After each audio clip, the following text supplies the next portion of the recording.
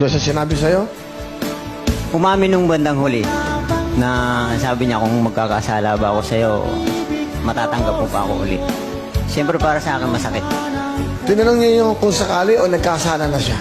Yun ang tanong ko. Sabi ko, bakit nagkasala ka na ba? Sabi niya, hindi na siya sumagot. Tapos yun na, yung umamin na siya na may karelasyon na siya. Hanggang sa pag-uwi rito, sinama sa bahay. Ha? Ano? Sinama pa sa bahay niyo? Opo. Pilipino? Pero nagpaalam po siya sa akin na baka pwedeng isama ko dyan. Kasi nga, hihiramin daw yung bunso namin. Pumayag po ako.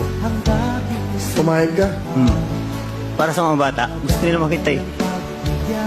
Gusto nila makita yung anak ko. Masakit. Kasi nakakapanghinayang. Almost 16 years po kaming nagsama. Nandahil dun sa pangarap namin.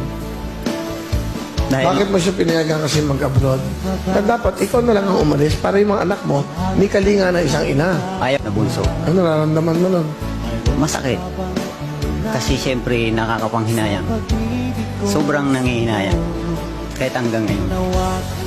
Pero unti-unti nang Pero ngayon ba, may asawa ka? wala po. Hindi ko magawang dahil yung mga anak ko, 4 na sa akin eh. Lahat ako lang tumataguyod.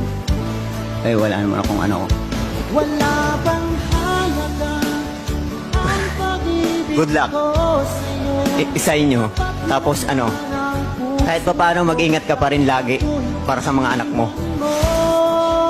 Kaya mo hindi ko pababayaan sila. Gustong pinanggaling ang aking pagkalayo. Halos magunaw aking mundo.